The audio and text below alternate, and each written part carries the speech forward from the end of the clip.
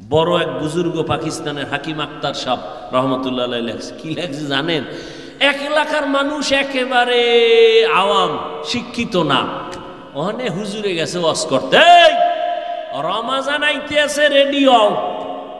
এরা বুঝে না রমাজান কি। কয় হুজুর এটা কি?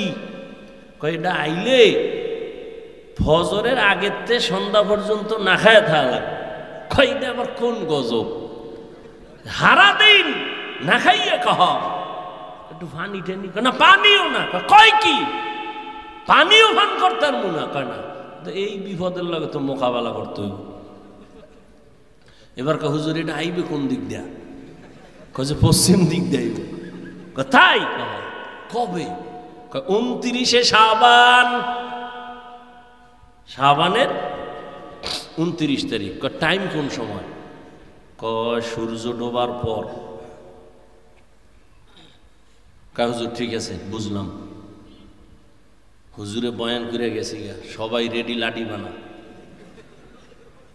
এই এলাকায় রমজানের ঢুকতে দেওয়া হবে না, যত যুদ্ধ লাগুক সারা দিন রাখায় রাখবে, আমাগো একটু পানিও খাইতে দিবে না, ওরে এই এলাকায় ঢুকতে দেওয়া হবে না।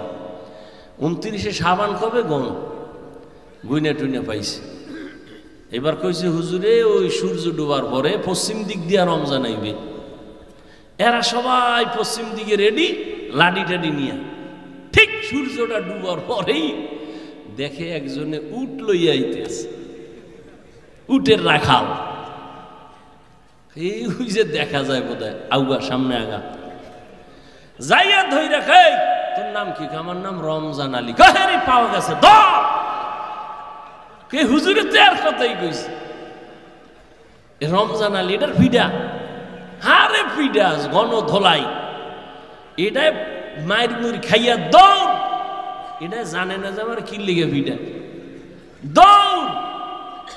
ফিডা টিডা কইছে এই এলাকায় ঢুকলে তোর রুহু আর লগে রাখুন, খবরদার এই অন্য দিক দিয়ে দৌড়া, এলাকায় ভুলো আবি না।